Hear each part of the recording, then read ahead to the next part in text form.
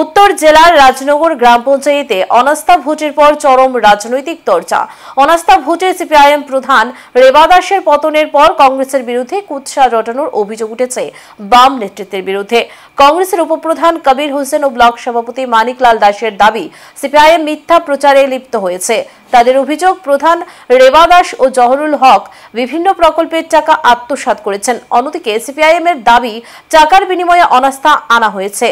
অনাস্থা ভোটের পর এই সংঘাত ঘিরে উত্তপ্ত রাজনগর পঞ্চায়েত। গতকালকে আপনারা নিশ্চয়ই অবগত আছেন, কদমতলা আরডি ব্লকের অন্তর্গত রাজনগর গ্রাম পঞ্চায়েতের রুবিরানী দাস মহোদয়া, ওনার বিরুদ্ধে আমরা কংগ্রেস দলের 4 জন পঞ্চায়েত নির্বাচিত সদস্য যে অনাস্থা প্রস্তাব এনেছিলাম, তার মূলত বিষয় হলো পঞ্চায়েতের দুর্নীতি নিয়ে আমরা অনেকবার সিপিএমের নেতৃত্বের সাথে কথাবার্তা বলেছিলাম, কিন্তু আমরা সেই দুর্নীতিকে কন্ট্রোল করতে না পেরে আমরা ওই পঞ্চায়েতের প্রধানের বিরুদ্ধে অনাস্থা এনেছিলাম।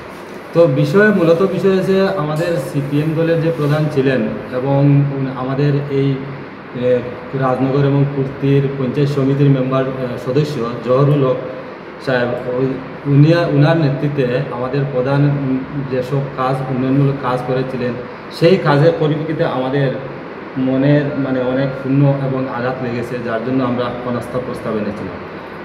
বিষয় হচ্ছে, আমাদের পঞ্চায়েতের অধীনে 4 নম্বর ওয়ার্ডে একটা ওয়াটার সাপ্লাইয়ের কাজ হয়েছিল আজ থেকে 5-6 মাস আগে। সেই কাজের আমাদের প্রধান এবং জহরুল হক সাহেব উনি 1.5 লক্ষ টাকার বিনিময়ে সেই কাজটা ওনারাই সেরে নিয়েছেন। আমরা পঞ্চায়েত বডি কেউ জানতে পারিনি।